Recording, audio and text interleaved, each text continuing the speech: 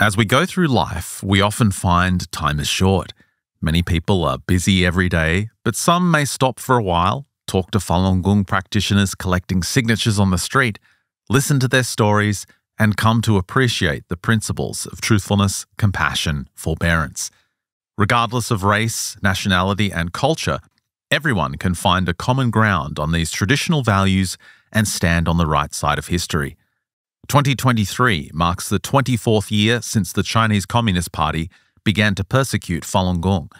More and more officials, non-governmental organizations, and caring members of the public have spoken out in support of Falun Gong practitioners' efforts to counter the persecution. Every voice spreads kindness, makes more people aware of the brutality, and encourages those suffering in the persecution. Now we'll share some voices of support. When Israeli Falun Gong practitioners peacefully rallied outside the Chinese embassy in Tel Aviv on July 20, 2023, Rabbi Michael Melchior, a former Minister of Social and Diaspora Affairs of Israel, sent a letter to the rally. Rabbi Melchior wrote that although many countries and organizations claim that protesting against the Chinese communist regime is futile, we know that this is not true.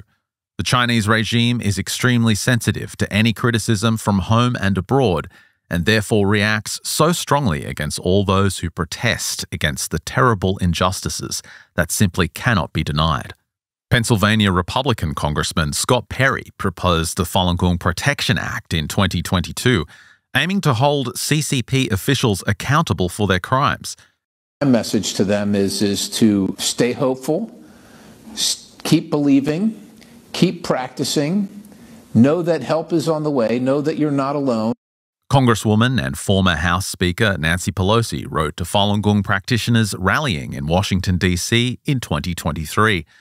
I applaud your tireless work defending religious freedom and bringing awareness to the persecution of Falun Gong practitioners. New York State Assemblyman Carl Brabinetz sent a video message to practitioners. Their unwavering commitment to nonviolent resistance serves as an inspiration to us all, demonstrating the strength of the human spirit in the face of adversity. Senator Ted Cruz said in a video message in July 2023. In China, Falun Gong practitioners follow and practice their beliefs under the threat of persecution and death. Inaction is not acceptable. It is up to us to stand up for those being persecuted in China and to make our voices heard. Former Wellington City Councillor Tony Brunt of New Zealand publicly condemned the CCP's crimes at a rally in July 2023. The CCP's human rights violations are widespread and long-standing.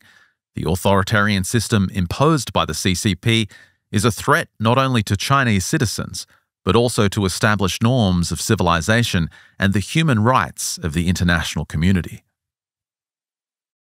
Mr. Peter Osuski, a member of the Slovak National Council, said at a rally by Falun Gong practitioners on August 5, 2023, "The values that you have written on the backs of your windbreakers, truthfulness, compassion, forbearance, are the values all humans should aspire to. It is our human duty to care even about things that seem far away." Mauro Poggia, a member of the Council of State of Geneva, said at a rally in front of the office of the United Nations High Commissioner for Human Rights on July 20, 2023, "For many years you have been awakening our conscience here, reminding the world of what has happened as well as what is still taking place in China." The British Falun Dafa Association organised a symposium titled The Falun Gong Story, Is There Another Genocide in China? In London's Parliament Building on July 17, 2023. Sir Ian Duncan Smith, Lord Alton of Liverpool, repeatedly mentioned the persecution of Falun Gong and the CCP's atrocities, especially forced organ harvesting. "This is not a time for silence," he said. René Domke, chairman of the Mecklenburg-Vorpommern Parliament of the Free Democratic Party of Germany, FDP, wrote in a letter to a local Falun Gong rally in July 2023. "The persecution of Falun Gong has been a sad reality for 24 years. it is also important that we recognize that the persecution of Falun Gong practitioners is not just a Chinese problem. This is an issue that affects us all, as it relates to fundamental human rights and freedom of belief granted to everyone. Giulio Terzi, president of the Permanent Commission on European Affairs of the Senate of Italy, wrote in a letter to Falun Gong practitioners in July 2023 that their values and courage are effective in countering the CCP's cruel genocide. Irish Deputy Danny Healy-Rae said at an event in July 2023, "We can all make a difference. We never know what difference we can make until we try." Andrew Bremberg, president of the Victims of Communism Memorial Foundation, said in an interview, "Well, the evil of communism, both historically around the world and today in China, goes after everyone." Canadian human rights lawyer David Mattis travelled to Hong Kong in July 2019 to support practitioners' efforts. He said that this special day of commemoration shouldn't be just a time to revisit the pain and outrage. Instead, people should say to the culprits and accomplices, "This must stop, and we will never forget what you have done." Craig Kelly, a member of the Australian House of Representatives, recalled that on a business trip to China, he stayed in a hotel that displayed a brochure saying Falun Gong is bad. Kelly said, "If a communist regime prints a brochure telling you one thing, normally you can guarantee the opposite is true, and that is what I have discovered with Falun Gong." Former Canadian Senator Consiglio Di Nino expressed support for the resilience of Falun Gong practitioners. Until it is resolved, until the problem no longer exists, the message cannot and must not stop. Do it louder, do it stronger. Australian Greens Senator Janet Rice is advocating for legislation to stop organ trafficking with China. She said at a rally, "We have to take action. We have to make sure and do everything we can to ensure that these atrocious practices of the Chinese government stop. Because if we don't, we are complicit." David Kilgore, former Canadian MP and organ harvesting investigator, calls for those responsible for organ harvesting atrocities to be brought to justice.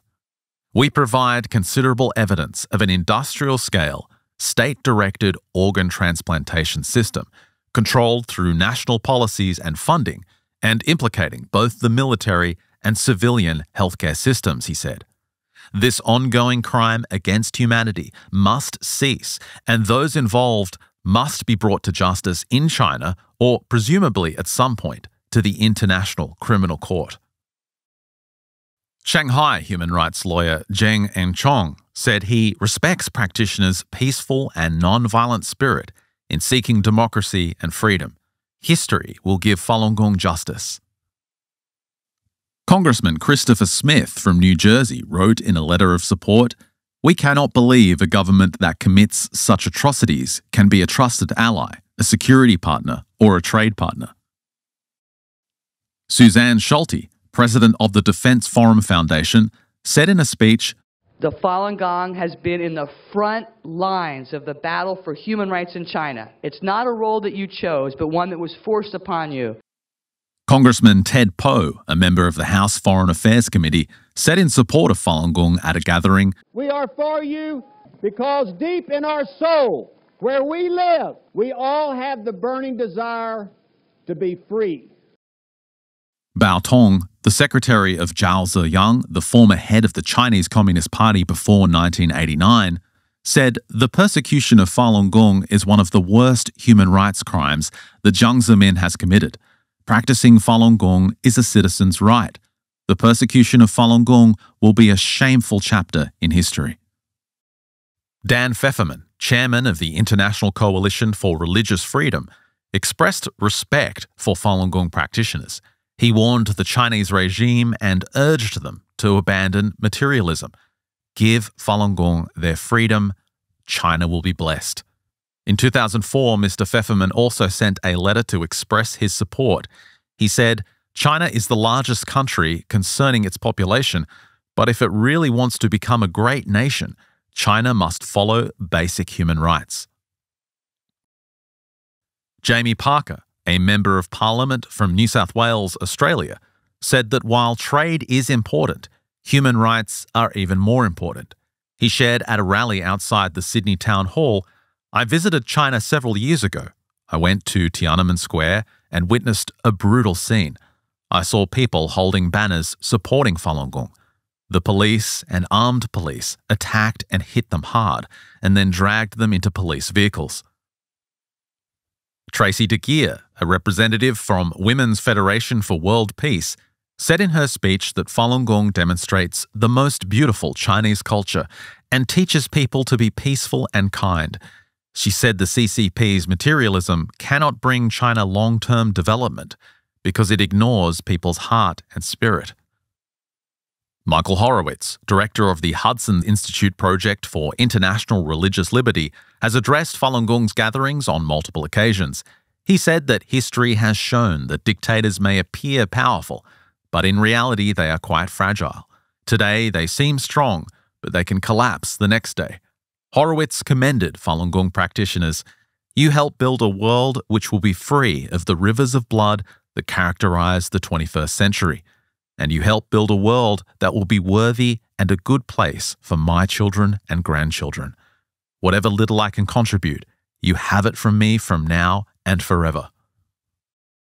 Congressman Dana Rohrabacher from California said Falun Gong represents a movement in China that reflects the traditional values of the people, and the government in China reflects tyranny and injustice and a philosophy that was brought in from Europe. It is about time the people of China direct their own future.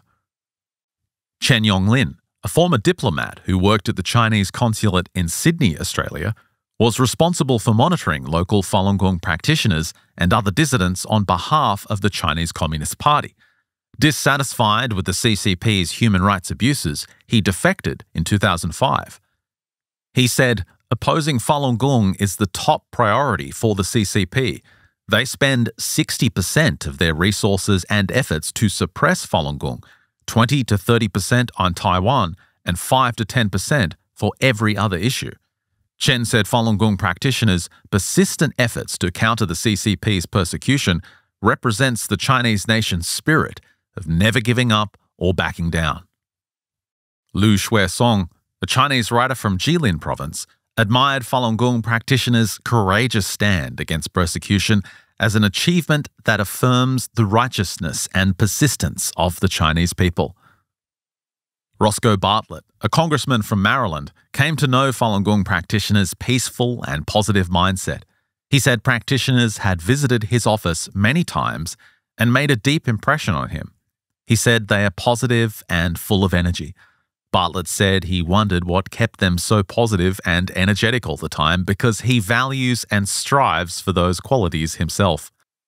Amato Akarana Rewi, a chief of the Maori tribe in New Zealand, told a miraculous story. "My father said to me when he was alive, 'If you meet Chinese people in hardship, you must help them.' I promised him, but I could not understand why until I met the Falun Gong practitioners. Now, more and more Maori people practice Falun Gong." Choi Young-hoon, Director of External Affairs at the North Korean Freedom Coalition, helped North Korean refugees flee into China in 1997. The CCP arrested him in 2003 and put him in jail for 3 years and 11 months. He said at a rally, "While in jail, I met Falun Gong cultivators. I witnessed how the CCP brutally persecuted them.